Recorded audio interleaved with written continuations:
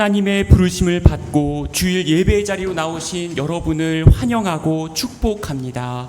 다 같이 묵도하심으로 우리 하나님께 영과 진리로 예배 드리시겠습니다.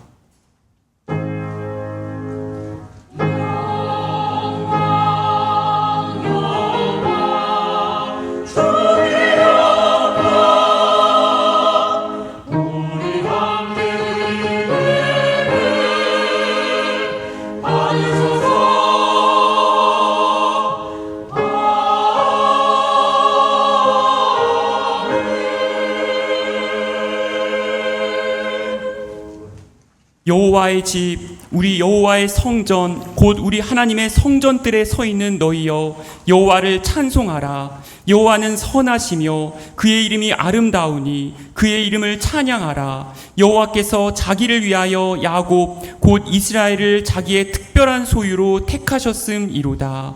아멘. 다 같이 찬송가 419장 주 날개미 내가 편안히 쉬네 찬송하시겠습니다.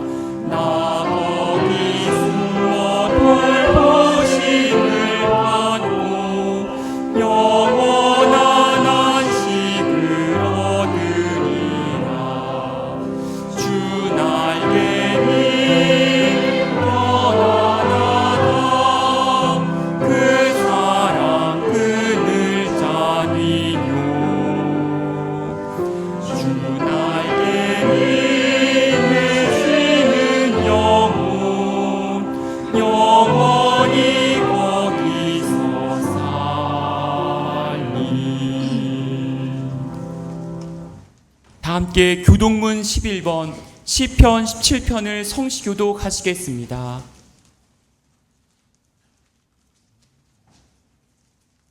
여호와여 의의 호소를 들으소서. 나의 울부짖음에 주의하소서.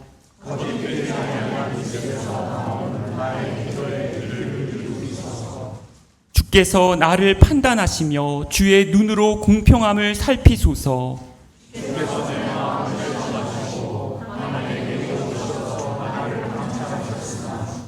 흠을 찾지 못하셨사오니 내가 결심하고 입으로 범죄하지 아니하리이다.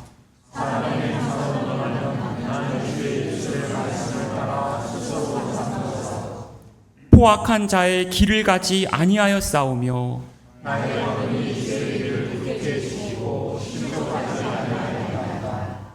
하나님이여 내게 응답하시겠으므로 내가 불렀사오니 주께 피하는 자들을 그 일어나 치는 자들에게서 오른손으로 구원하시는 주여. 아멘. 다 함께 한 주의 삶을 돌아보시면서 주보와 화면에 나와 있는 참회의 기도를 하나님께 올려드리겠습니다. 전능하신 하나님, 그동안 나를 구원하신 하나님의 은혜를 잊어버리며 능력의 반석이 되시는 하나님을 마음에 두지 않은 채로 살았습니다. 심지가 견고하지 못하여 반석이신 주님을 의지하지 않을 때가 많았습니다. 입으로는 하나님을 가까이 하며 입술로는 하나님을 공경하였으나 마음의 중심은 하나님에게서 멀리 떠나 있었던 죄를 용서해 주옵소서.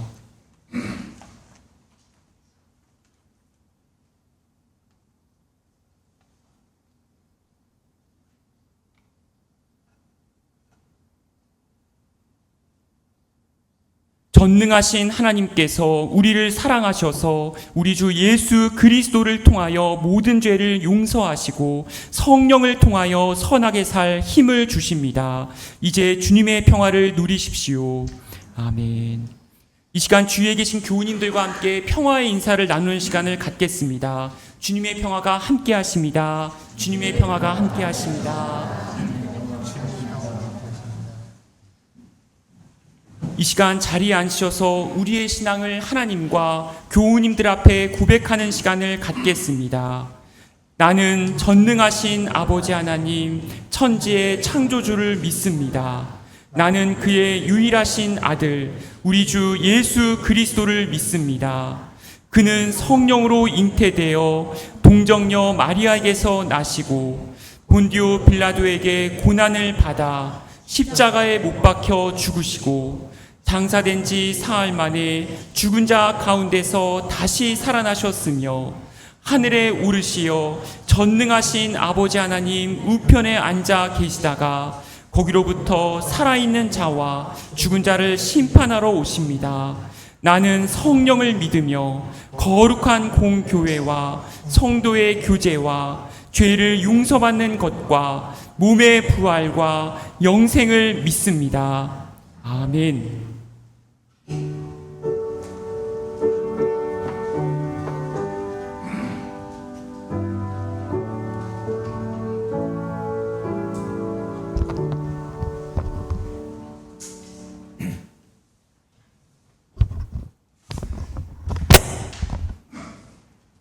너는 내게 부르짖으라. 내가 내게 응답하겠고 내가 알지 못하는 크고 비밀한 일을 내게 보이리라. 부르짖을 때 응답하시겠다고 약속해 주신 하나님 아버지, 우리로 기도하기를 원하시며 기도로 우리와 함께 동행하시고 하나님의 역사를 이루어 가시며 기도 가운데 크고 놀라운 일을 보게 하시는 하나님의 말씀을 우리가 잊지 않게 하여 주시옵소서. 그리고 이 약속을 믿고 날마다 기도하는 하나님의 자녀가 되게 하여 주시옵소서. 하나님 아버지, 들불 같은 우리에게 찾아오셔서 너는 내 아들이다, 내게 구하라, 그리하면 내 소유가 땅끝까지 이르리로다 약속하시는 상상할 수 없는 하나님의 음성을 듣습니다. 하나님, 우리 모두가 진심으로 부르짖어 기도하게 하여 주시고 내 필요만을 구하는 기도가 아니라 하나님이 창조하신 모든 것들의 회복을 위해 기도하는 우리가 되게 하여 주시옵소서. 주님, 우리의 기도가 주님과 동행하는 아름다운 호흡이 되게 하여 주시옵소서. 8월의 첫 주일을 맞아 교우님들이 함께 모여 예배드릴 수 있게 베풀어 주신 은혜에 감사드리며 여러 이유로 이 자리에 함께하지 못한 교우님들을 위해 기도하오니 한 분 한 분 찾아가 만나 위로해 주시기를 원하옵나이다. 8월에는 삼회교회의 여러 행사들이 있습니다. 주일학교에서 준비하는 여름 성경학교와 정교인을 대상으로 하는 여름 수양회를 기억하고 기도하오니 행사를 통하여 그리스도를 아는 지식이 풍성해질 수 있는 귀한 시간이 되길 바라옵니다. 또한 마지막 주에는 하나님 사랑, 농촌 사랑, 노동 사랑의 3의 정신을 우리에게 전파해 주신 배민수 목사님을 추모하는 시간도 갖게 됩니다.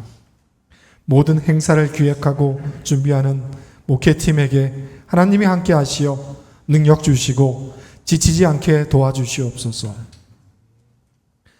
오늘 우리에게 하나님의 말씀을 대언하여 주실 남성혁 목사님에게도 성령님이 함께 하사 목사님의 말씀을 듣고 우리 모두 은혜 받고 돌아가 살아갈 때에 실천하게 하여 주시옵소서. 하나님, 해외 출장 중인 담임 목사님을 기억하며 기도하오니 어느 곳에 있든지 주님께서 동행하시어 지치지 않게 하여 주시고 주님을 사모하는 마음으로 열심으로 준비한 성가대의 찬양을 기뻐 받아주시옵고 예배를 위해 보이는 곳에서 보이지 않는 곳에서 헌신하는 교우님들에게도 주님의 돌봄이 있길 간구합니다. 자기의 경험과 능력을 믿고 자신의 나아갈 길을 선택했던 롯이 되기보다는 그리스도를 아는 지식으로 주님을 의지하며 주님께 기도로 자신의 그 길을 구했던 아브라함이 되길 다짐하는 아침입니다. 계속되는 더위에 교우님 모두의 평안을 구합니다. 고난과 어려움에 노출되어 있는 이웃을 돌아보는 시간이 되길 바라며 지금도 살아계셔서 우리와 함께 하시는 예수님의 이름으로 기도드렸습니다.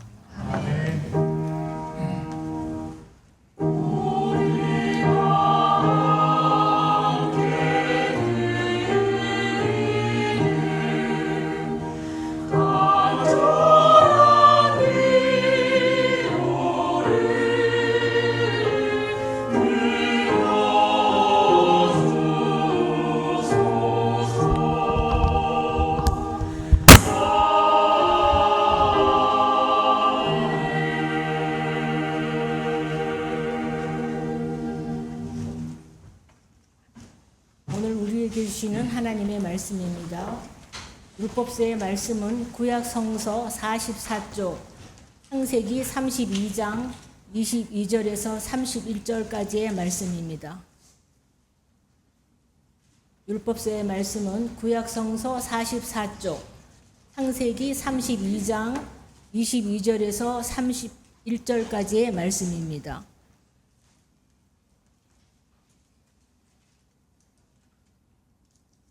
그 밤에 야곱은 일어나서 두 아내와 두 여종과 11아들을 데리고 약복 나루를 건넜다. 야곱은 이렇게 식구들을 인도하여 겨울을 건너보내고 자기에게 딸린 모든 소유도 건너보내고 난 다음에 뒤에 홀로 남았는데 어떤 이가 나타나 야곱을 붙잡고 동이 틀 때까지 씨름을 하였다. 그는 도저히 야곱을 이룰 수 없다는 것을 알고서 야곱의 엉덩이 뼈를 쳤다.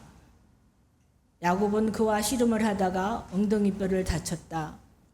그가 날이 새려고 하니 놓아달라고 하였지만 야곱은 자기에게 축복해 주지 않으면 보내지 않겠다고 떼를 썼다. 그가 야곱에게 물었다. 너의 이름이 무엇이냐? 야곱이 대답하였다. 야곱입니다. 그 사람이 말하였다. 내가 하나님과도 겨루어 이겼고 사람과도 겨루어 이겼으니 이제 내 이름은 야곱이 아니라 이스라엘이다. 야곱이 말하였다. 당신의 이름이 무엇인지 가르쳐 주십시오. 그러나 그는 어찌하여 나의 이름을 묻느냐 하면서 그 자리에서 야곱에게 축복하여 주었다. 야곱은 내가 하나님의 얼굴을 직접 뵙고도 목숨이 이렇게 붙어 있구나 하면서 그곳 이름을 브니엘이라고 하였다. 그가 브니엘을 지날 때에 해가 솟아올라서 그를 비추었다. 그는 엉덩이 뼈가 어긋났으므로 절룩거리며 걸었다. 이어서 주시는 서신서의 말씀은 신약성서 237쪽 로마서 9장 1절에서 5절까지 말씀입니다.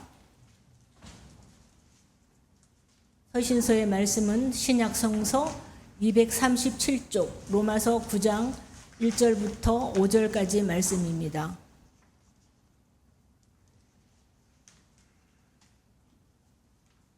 나는 그리스도 안에서 참말을 하고 거짓말을 하지 않습니다.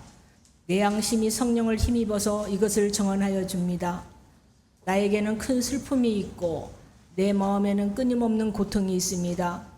나는 육신으로 내 동족인 내 결례를 위하는 일이면 내가 저주를 받아서 그리스도에게서 끊어질지라도 달게 받겠습니다.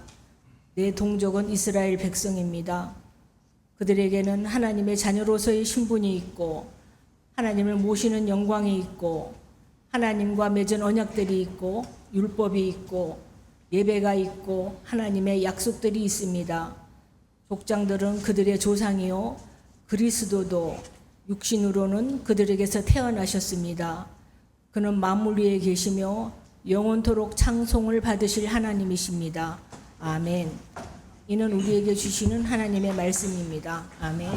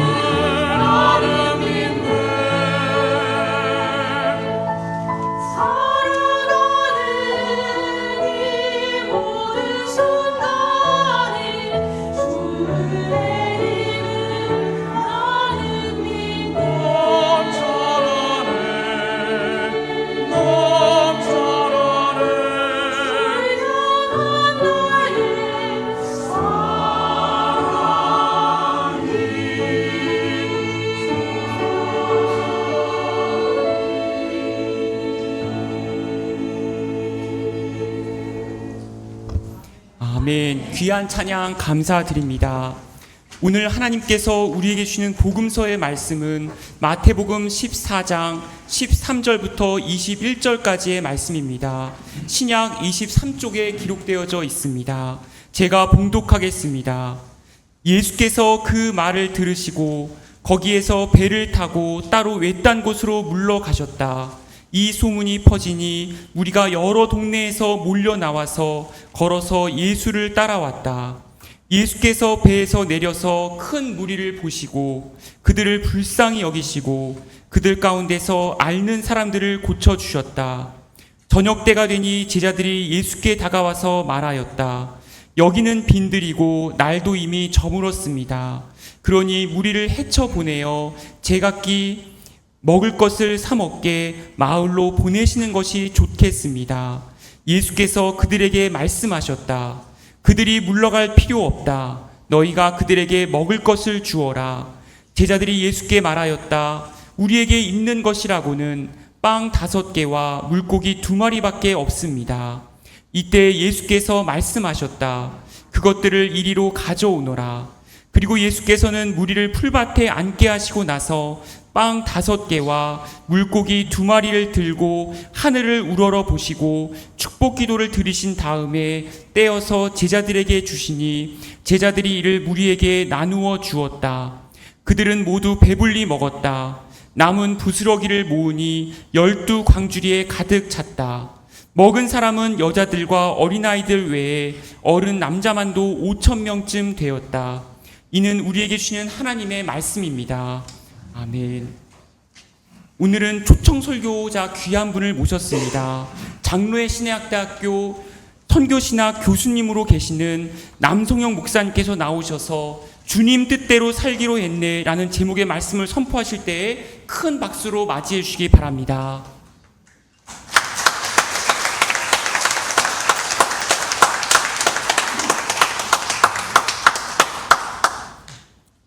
하나님 말씀 듣기 전에 잠시 기도하겠습니다.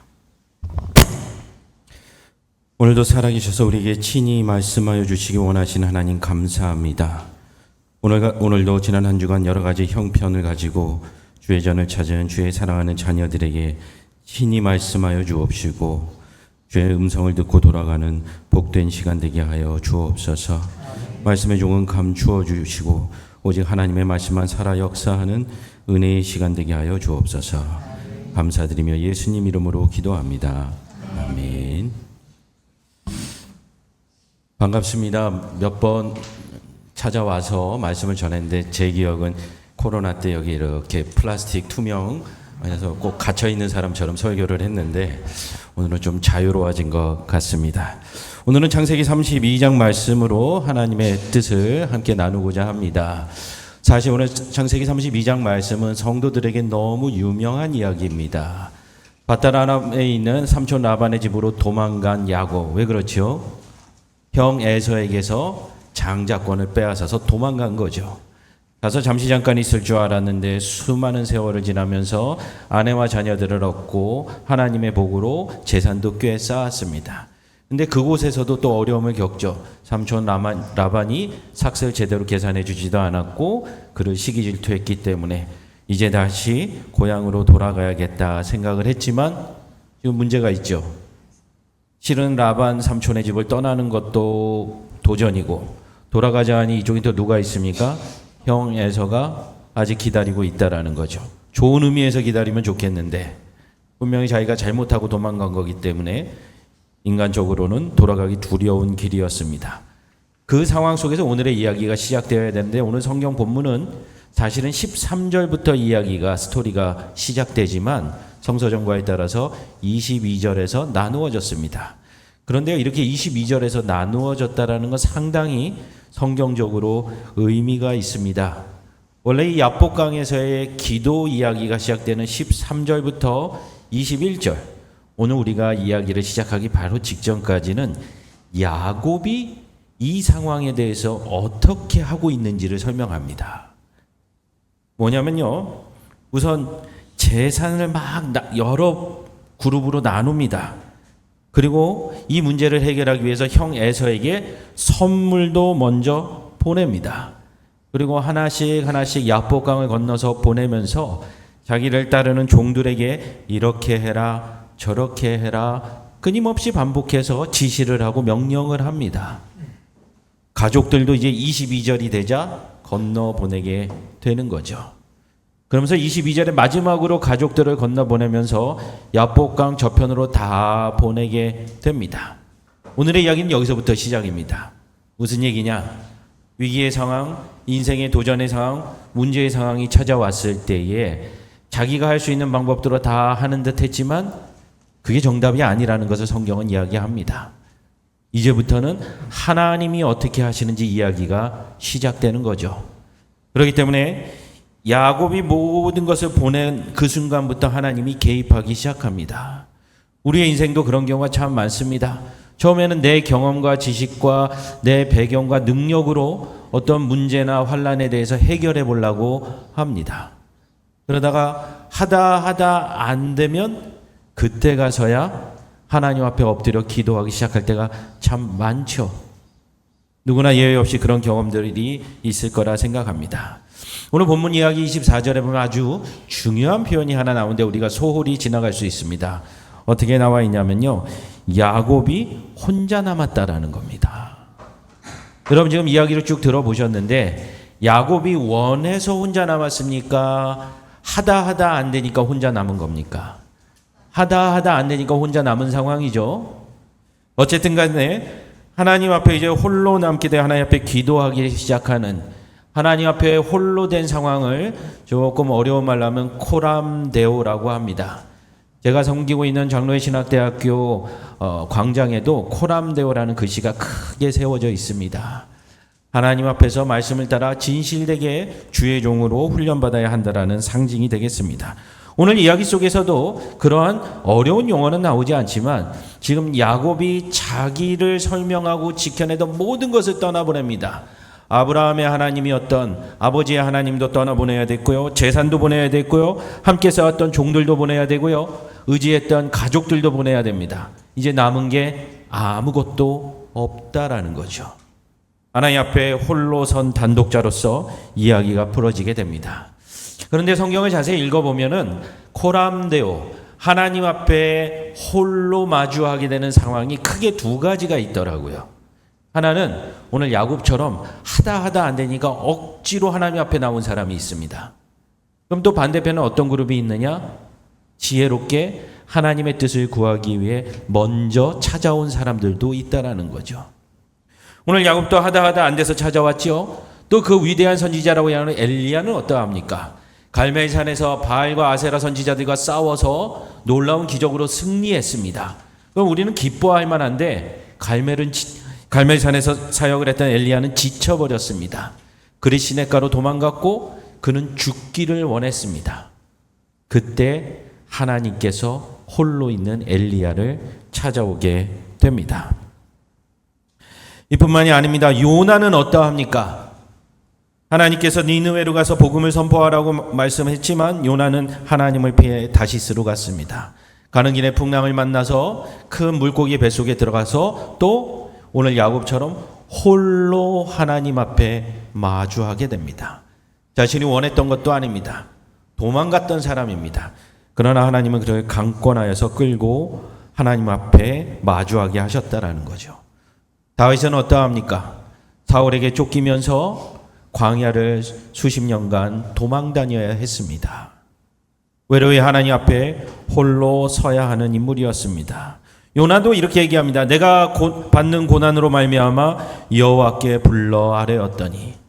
거창한 표현 같지만 내가 지금 힘들어 죽겠어서 하나님 찾았다라는 겁니다. 다윗도 볼까요? 내가 사방을 보아도 나를 아는 이도 없고 피난처도 없고 내 영혼을 돌보는 이도 없나이다. 아무도 나에게 관심이 없고 돕는 이도 없고 내가 어찌할 바도 알지 못하니 하나님 말고는 의지할 존재가 없다라고 지금 고백하고 있는 거죠.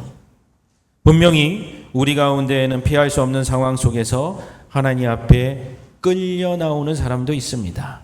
그러나 놀라운 것은 오늘 야곱의 이야기의 뒷부분 우리가 익히 알고 있지만 하나님께서는 고난과 환난 가운데 고독과 어려운 가운데 찾아온 이들도 외면하지 않으시고 그들을 통하여 응답하시고 하나님의 일을 하신다라는 사실입니다. 혹시 여러분 가운데 지난 한 주간에 또 삶의 여정 가운데에 육신의 연약함이나 관계의 부족함이나 여러 가지 경제적인 어려움들이 있다라면 그것 때문에 나왔으니 아유 제가 염치불구하고 왔습니다. 그러실 필요 없습니다. 성경에도 그런 인물들조차도 하나님은 은혜로 베풀어 주시고 그들을 사용하여 주시는 줄로 믿습니다. 또 자발적으로 나온 사람들도 있습니다. 사실 모세는 두 가지 케이스가 다 해당되는데요. 처음에 광야로 도망갔을 때는 하나님은 알아서 찾아간 게 아니죠. 미디안 광야에 숨어서 살 때 하나님이 그의 형편 가운데 찾아와 주신 거죠. 근데 출애굽기 19장 홍해바다를 건너고 이제 하나님의 능력을 체험한 뒤에는 모세도 깨닫게 되는 거죠. 자발적으로 하나님을 찾아가게 됩니다. 하나님의 말씀을 받기 위하여 산에 올라가게 되는 거죠. 모세는 하나님께로 올라가니 여호와께서 산에서 그를 불러 말씀하셨다라고 성경은 기록하고 있습니다. 그리고 우리의 신앙의 주인이 되어주시는 예수님은 어떠합니까? 예수는 물러가서 한적한 곳에서 기도하셨다고 합니다.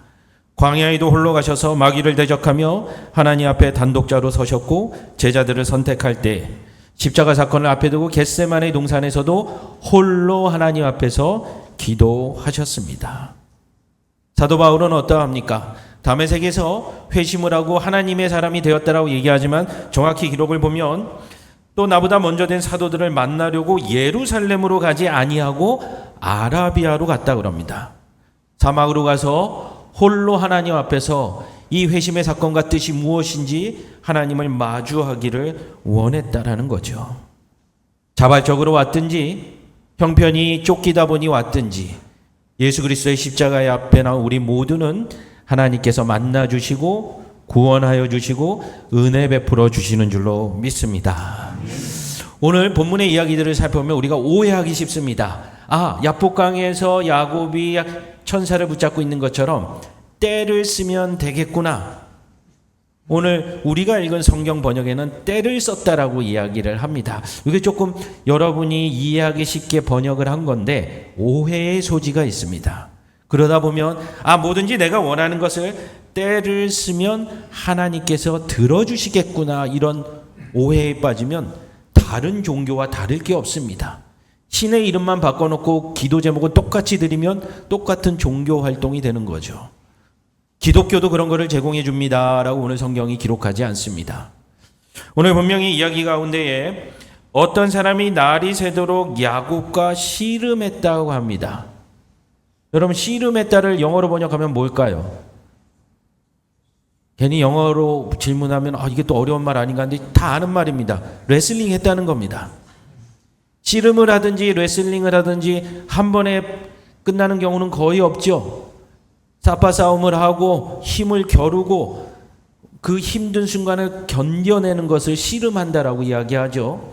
여러분이 어떤 문제를 갖다 놓고 씨름한다고 얘기하죠. 머리를 싸매고 씨름한다. 영어권도 마찬가지입니다. 하나님 앞에 기도할 때 I am wrestling with God. 내가 지금 하나님과 씨름하고 있다는 얘기를 합니다. 하나님을 좀 속된 말로 이겨먹으려고 씨름하나요? 아니에요. 여기에는 성경에 깊은 비밀이 담겨져 있습니다. 씨름하는 과정은요, 내가 변화되는 과정이지 때를 써서 하나님께 내가 원하는 걸 받아낸다라고 오해하시면 안 된다라는 거죠. 씨름을 하는 동안 하나님의 뜻이 내 삶에, 내 성품에 자리 잡게 된다라는 겁니다. 이렇게 얘기하면 조금 섭섭하시죠? 기도하는 대로 들어주셔야 속이 시원한데 뭔가 기도하는 걸 떼쓰면 들어주신다라는 메시지가 아니라 내가 더 좋아져야 된다. 내가 변해야 된다. 그렇게 생각하기 쉽습니다. 그렇기 때문에 우리의 기도는 쉽게 지칠 수도 있고요. 기도의 방향이 잘못될 때도 있습니다. 사실 야곱이라는 사람은요. 오늘 야복강에서 하나님의 천사를 만나서 씨름하기 전에도 이름 씨름하던 사람입니다. 우리의 인생과 똑같았습니다. 형과 축복권을 두고도 씨름했고 다투었습니다. 아버지의 인정을 받기 위해서도 씨름했고요. 라반의 재산을 얻기 위해서도 씨름을 했습니다.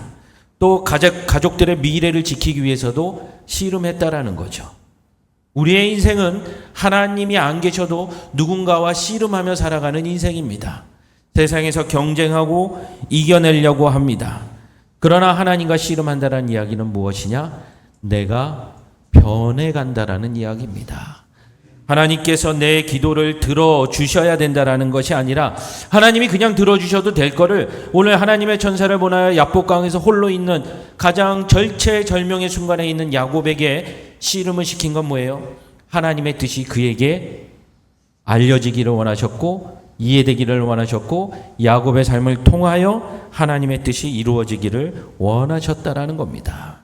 다시 말하면 기도한다라는 것은요, 내 뜻을 하나님께 관철시키는 작업이 아니라 하나님의 뜻이 내 삶에 통해서 이루어지기를 기대하는 것입니다. 그러나 여전히 이 말이 어렵죠. 내 것도 좀 들어주시고 하나님의 뜻도 이루어 주시면 참 좋겠다라고 우리는 보통 생각을 합니다. 어제도 자녀들을 데리고 부모님 집에 인사를 다녀왔습니다. 그리고 보통 손주나 자녀들이 어른들에게 용돈을 받죠. 그러면요, 아이들이 이미 압니다. 아, 요번에 가면 얼마 받겠다. 주시던 습관이 있으니까요. 예를 들어 할머니 할아버지가 5만 원을 주신다. 그 기대를 가지고 갑니다. 근데 어제는 20만 원을 주셔요. 그럼 아이 얼굴이 어떨까요? 근데 거기서 갑자기 제가 중간에 딱 가로채면 아니야, 너는 5만 원을 기대했잖아. 15만 원은 아빠가 가져갈게 하면 아이가 그렇죠, 제가 5만 원 기대했으니까 5만 원만 받겠습니다. 그럴까요? 왜 뺏어가냐고 기분 나빠하겠죠. 어른은 자녀에게 더 주려고 하는 거죠. 내가 알지 못하는 크고 비밀한 은혜는 그것입니다. 우리는 우리의 인생을 다 알지 못하면서 구하고 애써 기도합니다. 그리고 우리가 원하는 게 이루어지기를 바랄 때가 많죠. 그러나 천지를 창조하시고 우리의 인생을 다스리고 주관하시고 우리를 영원한 생명으로 인도하신 하나님을 믿고 의지한다라면 이제는 우리의 인생을 갖다 놓고 우리의 계산대로 기도할 필요가 없는 거죠. 가끔 저 개인적으로도 뻔뻔한 기도를 합니다. 하나님 제 형편 다 아시죠? 제가 생각할 수 있는 기도 수준은 별로 안 됩니다. 알아서 채워주세요. 알아서 응답해 주세요. 하늘 아버지께서 야 너는 정성껏 기도도 안 하고 정성이 부족하다 그러실까요? 제가 아는 성경의 하나님은요, 야 너가 나를 아는구나, 내 스케일 수준을 아는구나, 내가 알아서 채워줄게. 그렇게 응답해 주시면 그 인생이 얼마나 즐겁겠습니까? 여러분의 삶 가운데에도 하나님은 온전히 의지하고 하나님의 뜻을 따르는 복된 인생 되시기 바랍니다. 기도의 씨름은 하나님의 뜻 가운데 서기 위한 훈련이요 하나님의 요청입니다. 골로새서 4장 12절을 제가 대신하여 읽어드립니다. 그리스도 예수의 종인 너희에게서 온 에바브라가 너희에게 문안하느니라. 골로새 교회 출신의 에바브라가 지금 바울에게 왔는데 바울이 골로새 교회에 지금 편지를 하는 내용이죠. 그러면서 너희 교회 출신인 에바브라의 소식도 전해주는 겁니다. 근데 에바브라가 어떻게 하고 있느냐? 그가 항상 너희를 위하여 애써 기도한다를 영어 성경을 찾아보면 wrestling in prayer입니다. 그냥 기도하는 게 아니라는 거예요. 애써 기도하는 거예요. 그럼 골로새 교인들이 기분이 좋겠죠. 우리 교회 출신이 해외에 가서 귀한 목사님 만나서 신앙생활 하는데 고향 교회를 놓고 열심히 기도하고 있다라는 거죠. 근데 뭐를 기도하냐는 거죠. 그 다음에 이렇게 기록되어 있습니다. 너희로 하나님의 모든 뜻 가운데서 완전하고 확신 있게 서기를 구하나니. 골로새 교회 재정이라든가 박해의 형편이라든가 그런 것을 기도한 것이 아니라 골로새 교회가 하나님의 모든 뜻 가운데 완전하게 세워지기를 기도했다라는 거죠. 야곱의 기도와 동일한 기도입니다. 인간의 입장에서 하나님께 요청하는 기도가 아니라 하나님의 뜻이 우리의 삶 가운데 이루어지기를 구하는 것이 바로 씨름하는 기도요, 야복강에서 야곱이 익히게 된 하나님의 가르침이었다라는 겁니다. 이러면 떠오르는 기도가 있지 않습니까? 겟세마네의 예수님의 기도 어떠합니까? 가능하시면 이 잔을 내게서 옮겨 주옵소서 하셨지만 그러나 나의 원대로 마옵시고 아버지의 뜻대로. 그것이 참된 하나님께서 우리에게 원하시는 기도라는 것입니다. 지난 한 주간 제가 지도하고 있는 대학교 1학년 학생 중에 한 학생에게 전화가 왔습니다. 그래서 방학 중에 어쩐 일이니 잘 지내니 했더니 목소리가 좀 안 좋아요. 그래서 염려가 되어서 무슨 일이 있니? 그랬더니 군대의 목회자로 갈 수 있는 시험을 쳤는데 떨어졌다라는 겁니다. 마침 저도 떨어졌었거든요. 그러니까 그 마음이 이해가 되더라고요. 그래, 떨어졌는데 어떠니 그랬더니 교수님 뭘 해야 될지 모르겠어요. 얘야, 너의 인생의 목적이 군목이 되는 게 아니지 않니? 군목이 되어서 하나님의 뜻대로 평생을 살아가고자 했던 거 아니니? 그럼 군목은 과정이요 수단일 뿐이다. 하나님이 군목만 받으실까? 아니다. 앞으로 너가 군 문제에서 해결할 수 있는 방법은 얼마든지 있다라는 거죠. 여러분도 지금 들으시면은 납득이 가시죠? 그러나 젊은 청춘은요, 그 생각을 못 합니다. 인생의 연륜이 짧아서. 그랬더니 묻습니다. 아, 교수님 그런 게 있어요? 아, 당연히 있는 거를 모르는 거예요. 못 보는 거예요. 군종병으로 갈 수도 있고, 학사 장교로 갈 수도 있고, 또 영어 공부를 조금 해서 카투사로 지원할 수도 있고, 방법은 많다. 그리고 하나님은 여러 방법으로 쓰신다. 그러니 그 방법을 놓고 기도하는 것이 아니라 하나님의 뜻이 너의 삶에 어떻게 이루어지기를 원하시는지 구할 때에 하나님이 지혜도 주시고 길도 열어주신다라는 거죠. 군목에 떨어진 거 기분 안 좋죠. 열심히 노력하고 내내 공부하고 준비했는데 결과가 안 좋게 나왔습니다. 그러면 우리는 하나님 왜요? 라고 질문을 합니다. 왜 내가 떨어집니까? 하나님을 위해 살겠다라는데 왜 길을 막으십니까? 까지 이야기할 수 있는 거예요. 근데 하나님은 반대로 우리에게 도전하십니다. 아들아, 내가 너에게 노라고 대답한 이 상황을 이해할 수 있겠니? 다른 말로 바꿔 이야기하면요, 저희 그 학생은 이렇게 기도했어야 합니다. 하나님, 떨어지게 해주셔서 감사합니다. 이 인생의 도전 가운데 하나님께서 제게 원하시는 신앙의 태도는 무엇입니까? 하나님이 나를 다 책임져 주실 수 있기 때문에 이게 필요합니다라고 주장하는 것이 아니라 어떤 삶의 형편들이 오더라도 푸른 초장 맑은 물가로 인도하신다 할지라도 또 사망의 음침한 골짜기와 원수의 목전으로 이끈다 할지라도 동일한 하나님께서 우리를 지키시고 보호하시는 줄로 믿습니다. 여러분, 푸른 초장 맑은 물가로 간 하나님의 자녀, 사망의 음침한 골짜기와 원수의 목전에 선 자녀, 하나님이 누구를 세상적으로 더 지원해 주신다고 생각하세요? 더 영적인 격전지에 있을 때, 사망의 음침한 골짜기는 그 정도로 푸른 초장은 그 정도로 끝나지만 사망의 음침한 골짜기는 주의 지팡이와 막대기가 우리를 지켜주십니다. 원수의 목전에서 모욕을 당하며 세움을 받을 때 어떻게 하신다고요? 주께서 우리에게 상을 베풀어 주신다라고 이야기하고 있습니다. 그래도 푸른 초장이 더 좋으시죠? 여러분에게 맡기겠습니다. 저는 어려운 곳으로 갈랍니다. 왜요? 하나님의 은혜가 더 기대가 되니까요. 자말교회 평균 연령이 꽤 높으시죠? 어르신들이 많이 계시죠? 이제 천국을 소망하며 인생의 여정을 신앙 안에서 잘 마무리하는 게 우리의 보통 상식입니다. 많은 어르신들의 신앙생활이 그런 방향성을 갖고 있습니다. 근데 여러분, 하나님께서 여러분에게 어려운 문제를 내주신다면 어떻게 하시겠습니까? 불평하시겠습니까? 아니면 다시 하나님의 뜻을 구하시겠습니까? 어제 천국으로 간 인생들에게 비교해 보면요, 오늘의 우리에게 주어진 인생은요, 선물과 같은 하루입니다. 그저 그렇게 살다가 떠나는 삶이 아니라 하나님의 뜻이 이루어지기를 기대하고 그것을 즐거워하며 하나님의 뜻을 성취하고 맛보며 살아가는 인생이 되시기를 주의 이름으로 축원합니다. 오늘 야곱은 새로운 이름을 받고 변화되었습니다. 동이 틉니다. 그림이 너무 멋있지 않나요? 어려운 시기를 지나서 해가 떠오며 야복강 건너가 보입니다. 거기에 종들과 가족들도 보입니다. 그러나 예전과는 다른 시선을 갖게 된 거죠. 야, 이제는 에서 형에게 가도 나는 문제가 없겠구나. 하나님께서 나를 지켜주실 것이고 나는 그런 새로운 이름을 얻었으니. 처음 예수 믿으면요, 이런 희망에 찹니다.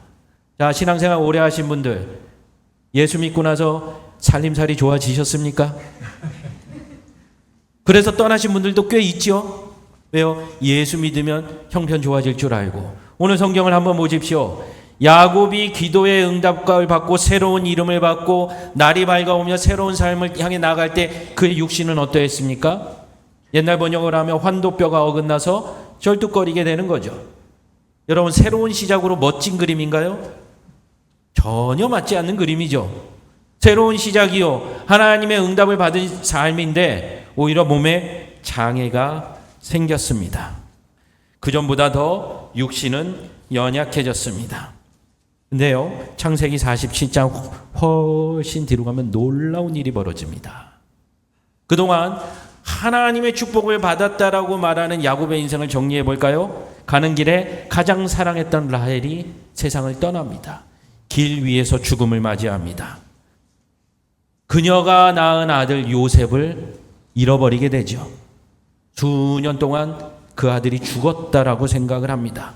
흉년이 들어서 이집트로 피난 갔어야 합니다. 요셉이 잘 되었다고 그래가지고 이제 마지막에 이집트로 가게 되죠. 파라오 앞에 가서 이런 얘기를 합니다. 제가 대신하여 읽어드리겠습니다. 왕이시여, 제 나그네 길의 세월이 130년이니이다. 내 나이가 얼마 못 되니 우리 조상의 나그네 길의 연조에 미치지 못하나 험악한 세월을 보내었나이다. 제국의 왕이 아니고 황제죠. 우리는 제국이 아니었기 때문에 황제라는 느낌을 못 갖습니다. 왕보다 훨씬 큰 존재입니다. 그래서 이집트에서는 파라오를 신적 존재로 여길 정도죠.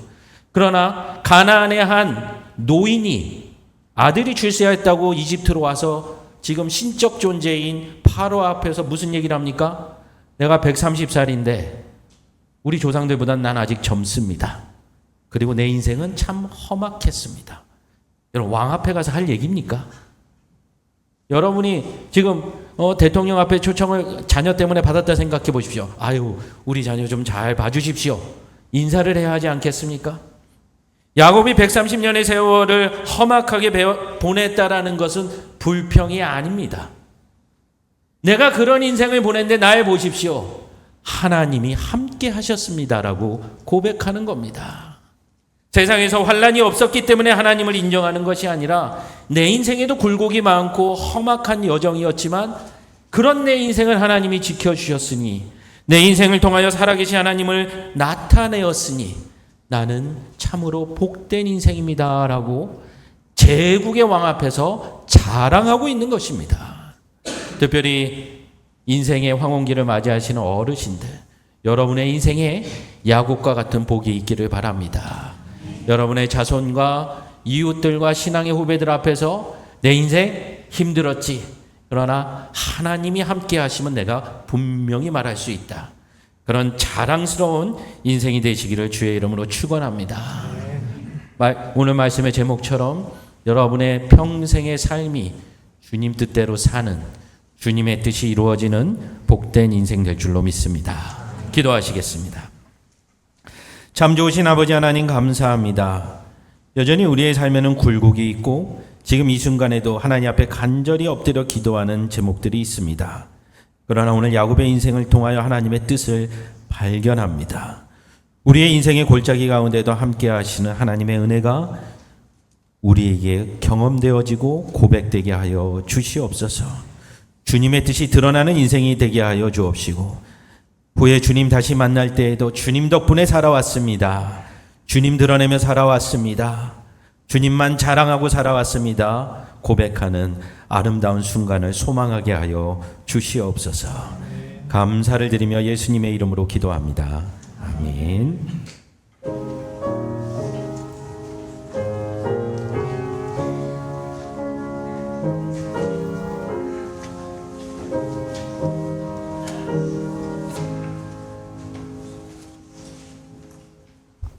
귀한 말씀 감사드립니다.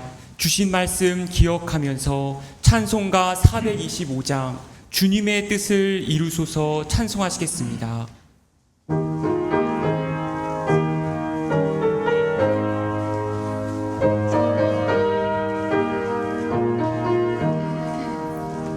주님의 뜻을 이루소서. 고요한 중에 기다리니 진흙과 같은 말 믿으사 주님의 영상 만드소서. 주님의 뜻을 이루소서. 주님 말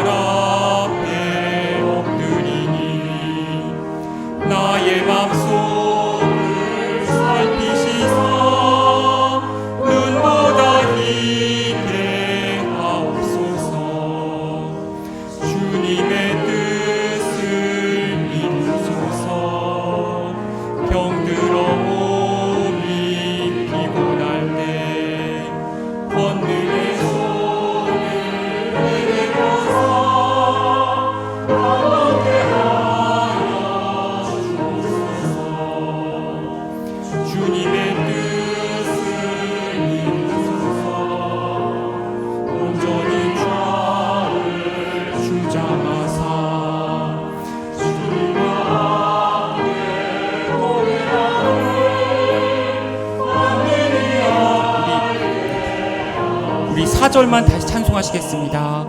주님의 뜻을 이루소서 온전히 나를 주장하사 주님과 함께 동행함을 만민이 알게 하옵소서.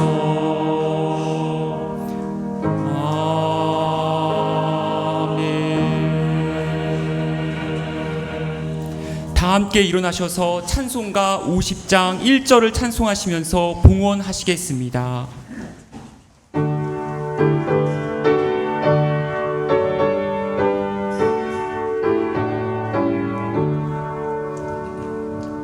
내게 있는 모든 것을 아낌없이 드리네.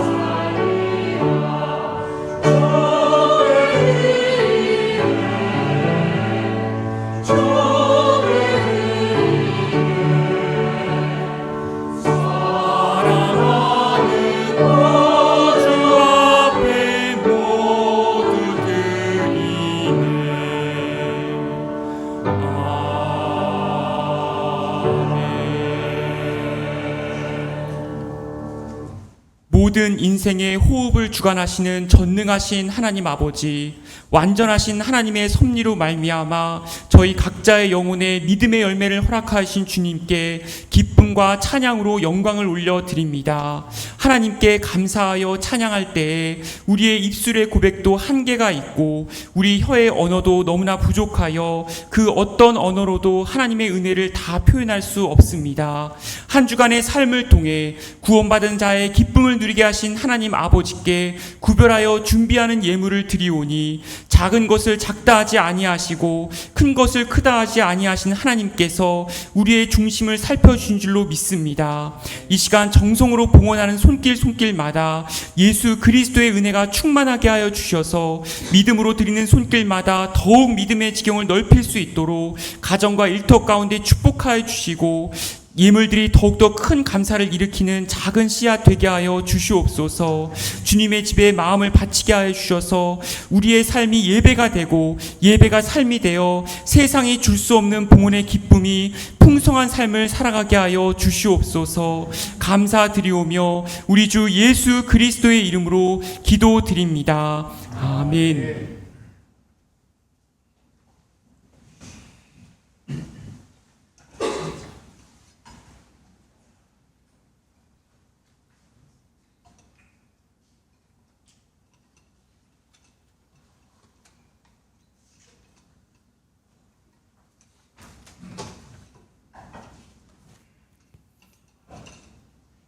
오늘은 우리가 사백교회 전통에 따라 성찬식을 거행하고 성찬식에 참여하는 날입니다. 이 성찬식은 예수님께서 마지막 만찬 때에 제자들과 함께 떡과 포도주를 나누시고 그 이후에 초대교로부터 지금까지 계속하여 중요한 성례로 지키고 고백하여 오고 있습니다. 성찬에 참여하실 수 있는 분들은 그리스도를 주로 고백하시는 분이라면 누구나 참여하실 수 있습니다. 잠시 기도하심으로 성찬을 시작하겠습니다. 거룩하신 하나님, 독생자를 보내시고 사람이 되게 하시며 우리를 대신하여 십자가에 죽으심으로 우리를 구원하게 하여 주심에 감사드립니다. 주님께서 자기 몸을 들이셔서 온 세상의 죄를 속량하시고 이를 기념하는 성례를 세우시며 다시 오실 때까지 이 예식을 행하라고 말씀하여 주셨사오니 그 말씀에 순종하여 성찬에 참여하고자 합니다. 자비로우신 하나님, 간절히 기도하는 것은 우리 한 사람 한 사람의 기도를 들으시고 성령으로 이 빵과 잔의 은혜를 베푸사 거룩하게 하시며 주님이 세우신 성례를 이루어가게 하여 주옵소서. 연약한 우리들이 주님의 고난 당하심과 보배로이 피 흘려 죽으심과 큰 권세로 부활하여 영화롭게 승천하심을 기억하고 영생의 빵과 구원의 잔을 받고자 하오니 생명과 은총을 주시는 성령님의 도우심으로 주님의 베푸신 상에 함께하여 주실 줄 믿으며 예수님의 이름으로 기도드립니다.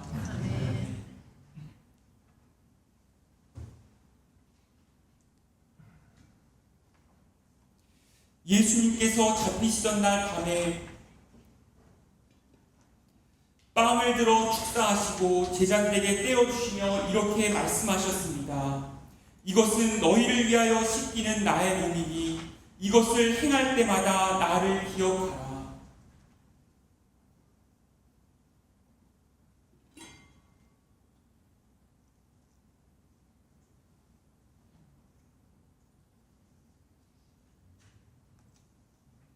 식후에 우리 주님께서는 잔을 높여 드시고 축사하시면서 제자들에게 나누어 주시며 이렇게 말씀하셨습니다. 이것은 너희를 위하여 흘리는 나의 피, 곧 언약의 피니 이것을 행할 때마다 나를 기념하라. 성찬위원님들께서는 오셔서 먼저 성찬에 참여하시기 바랍니다.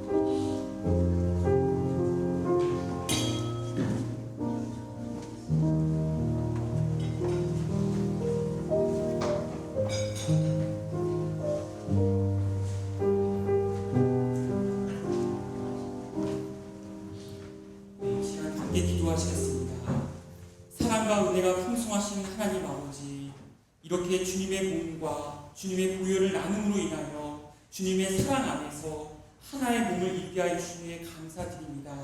이제 간절히 구하옵는 것은 우리의 혈과 육으로는 주님의 나라를 상속받을 수 없사오니 이 시간 오직 우리에게 아무 조건 없이 구원의 선물을 주시 예수 그리스도께 온전한 마음과 진실한 믿음으로 우리 자신을 맡기게 하여 주시옵소서. 특별히 우리가 그리스도의 귀한 구원의 선물을 진실하고 간절한 마음으로 받게 하시며 신실한 믿음으로 그분의 참된 몸과 피에 참여하며 그 안에서 참된 기쁨을 누리게 하여 주시옵소서. 오늘 성찬을 일상의 자리에서 순간순간 기억하게 하여 주셔서 우리의 모든 삶의 자리에서 말과 행위를 통해 주님의 몸과 주님의 보혈을 나누는 성찬의 삶을 살아가게 하여 주시옵소서. 예수 그리스도의 이름으로 기도드립니다. 아멘.